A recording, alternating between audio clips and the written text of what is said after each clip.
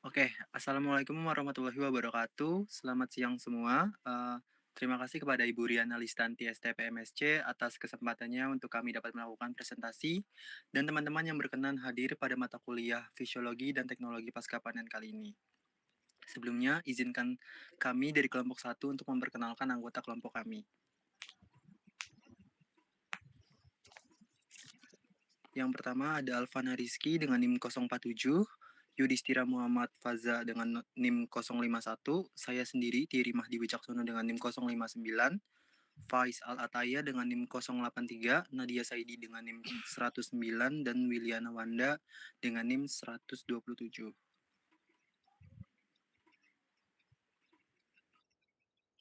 Baik, selanjutnya itu pendahuluan. Jagung atau bahasa ilmiahnya itu zeamais merupakan salah satu komoditas pangan yang penting di Indonesia. Biasanya itu jagung digunakan menjadi pengganti nasi. Pasca panen ini apa menjadi salah satu tantangan dalam industri jagung manis, yaitu karena jagung mengalami memiliki kadar air yang tinggi, kurang lebih 30% sampai 40%. Produksi jagung juga di Indonesia itu masih tergolong rendah, yaitu kurang dari 10 ton per hektarnya. Oleh karena itu, dari permasalahan tersebut dapat mempengaruhi terhadap kualitas dan daya simpan jagung. Begitu juga teknik pengeringan tradisional yang masih biasa digunakan di Indonesia itu kurang efektif dalam mengatasi permasalahan tersebut. Berdasarkan permasalahan tersebut masih kalah dalam bersaing dengan negara-negara produsen besar lainnya seperti Amerika Serikat, Brasil, dan Argentina. Adanya keterbatasan teknologi dan infrastruktur juga menjadi faktor utama yang menyebabkan banyak hasil panen itu terbuang sia-sia. Maka dari itu, inovasi pengelolaan pasca panen itu sangat diperlukan karena untuk meningkatkan produksi dan kualitas jagung manis di Indonesia.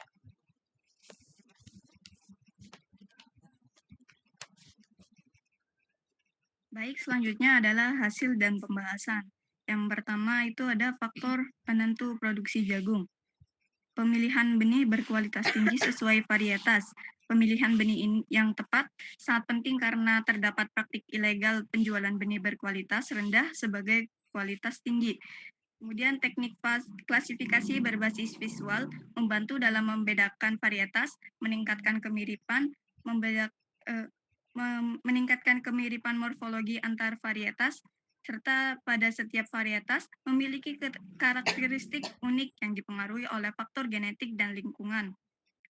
Contohnya adalah Bonanza, BC2, dan jagung hitam. Selanjutnya ada kondisi lingkungan yang optimal untuk pertumbuhan jagung.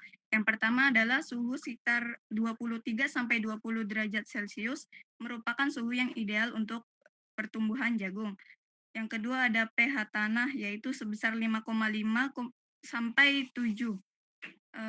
Yaitu untuk penyerapan nutrisinya sangat bagus. Kemudian tanah yang ideal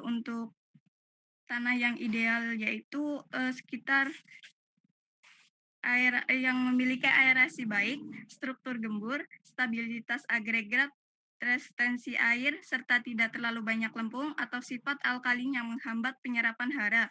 Selain itu, jagung manis dapat ditanam di daerah dataran rendah, tegalan, sawah tada hujan, sawah irigasi, sehingga daerah pegunungan, yaitu sekitar 1000 sampai 1800 mdpl, dan lahan dengan kemiringan 8% untuk mencegah erosi. Ada juga penggunaan pupuk organik, anorganik, serta pupuk hayati berperan penting dalam meningkatkan kesuburan tanah, pH, dan kandungan nitrogen, yang pada akhirnya mendukung pertumbuhan tanaman jagung itu sendiri.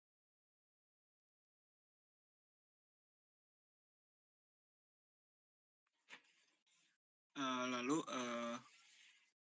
ada teknologi pasca panen. Yang pertama itu mesin pengering mengurangi kadar air hingga 12-13%. Dan ada pendinginan hidro menjaga kualitas dengan suhu rendah 0-5 derajat Celcius. Lalu yang ketiga ada pengemasan atmosfer termodifikasi memperpanjang umur simpan 10% O2 dan 15% CO2. Lalu untuk klasifikasi kualitas jagung sangat diperlukan untuk menghasilkan produksi yang berkualitas. Kualitas jagung ditentukan oleh berbagai jenis, panjang, bentuk, warna, rasa, dan teknologi, musim, pH, dan kualitas. Perhitungan manual untuk menentukan kualitas jagung masih kurang valid dan kurang rinci. Jadi belum yakin bahwa kualitas jagung cocok untuk dikonsumsi untuk konsumen. Untuk menyederhanakan dan mendukung hasil produksi jagung yang berkualitas, perlu menggunakan media yang dapat digunakan untuk menentukan kualitas dengan benar. Salah satu media adalah sistem pendukung keputusan. Sistem pendukung keputusan dapat digunakan untuk menentukan masalah dengan menggunakan berbagai data dan model spesifik untuk menyelesaikan masalah yang berbeda dan tidak terstruktur. Maaf.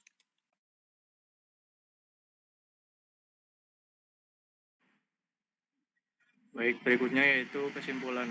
Jagung merupakan komoditas penting sebagai pengganti nasi, salah satunya yaitu jagung manis. Namun produksinya masih kurang maksimal karena keterbatasan teknologi. Penanganan pasca panen yang tidak optimal dapat menyebabkan penurunan kualitas. Teknologi modern seperti pengeringan mesin, pendinginan hidro, dan pengemasan atmosfer akan efektif meningkatkan mutu dan daya saing. Selain itu, untuk meningkatkan kualitas, diperlukan beberapa langkah-langkah seperti peningkatan adopsi teknologi pasca panen modern, dukungan kebijakan dari pemerintah untuk efisiensi produksi, serta diversifikasi pasar ekspor untuk meningkatkan daya saing global.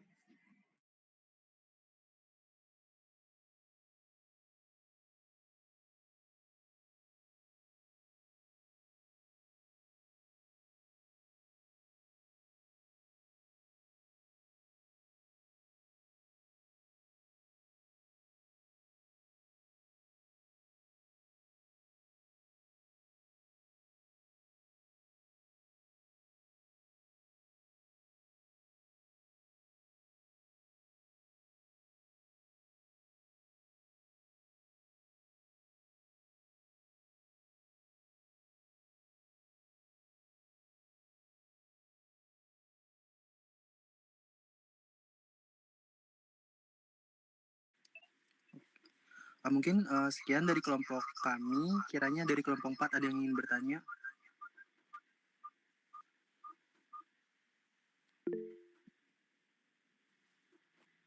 Ya, silakan Mas Tiro.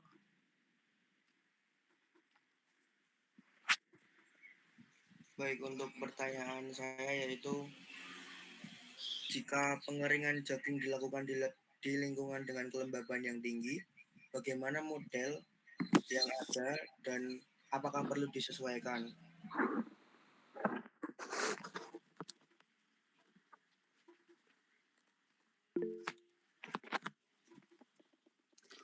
Mungkin ada pertanyaan lagi.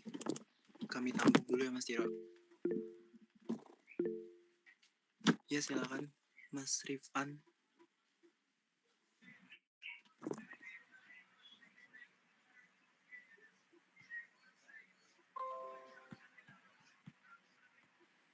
Oke, izin bertanya, Mas.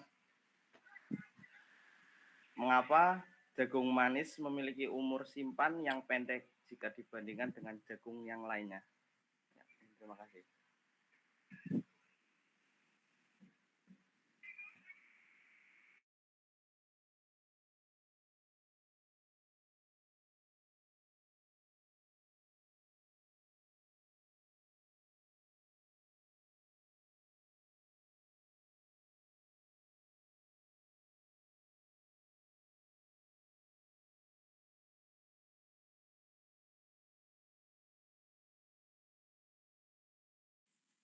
Baik, izin jawab pertanyaan dari Mas Tiro tadi ya. Pertanyaannya kan, jika pengeringan jagung dilakukan di lingkungan dengan kelembaban tinggi, bagaimana model yang ada perlu disesuaikan?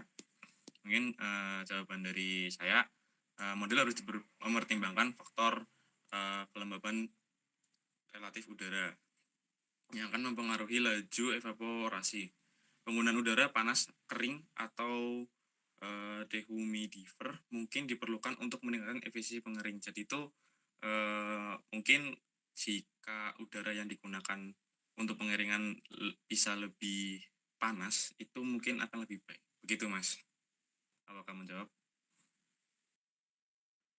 Baik, terima kasih jawabannya, Mas. Terima kasih.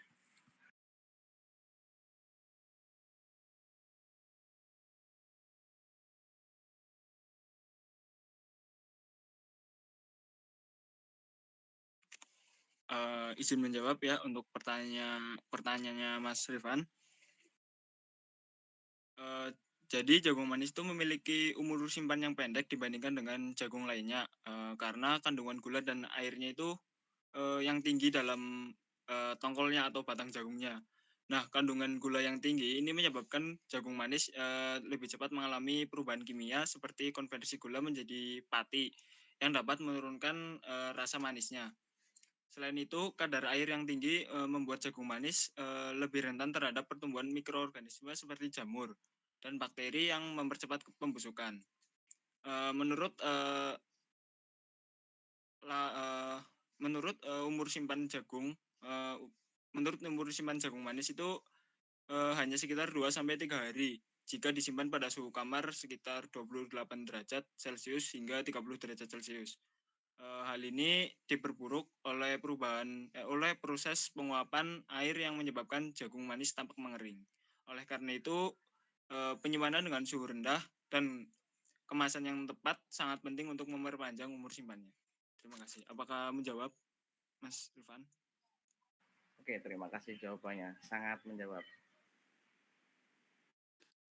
Mungkin sekian dari kelompok 1, kurang lebihnya mohon maaf apabila ada kesalahan. Wassalamualaikum warahmatullahi wabarakatuh. Waalaikumsalam warahmatullahi wabarakatuh.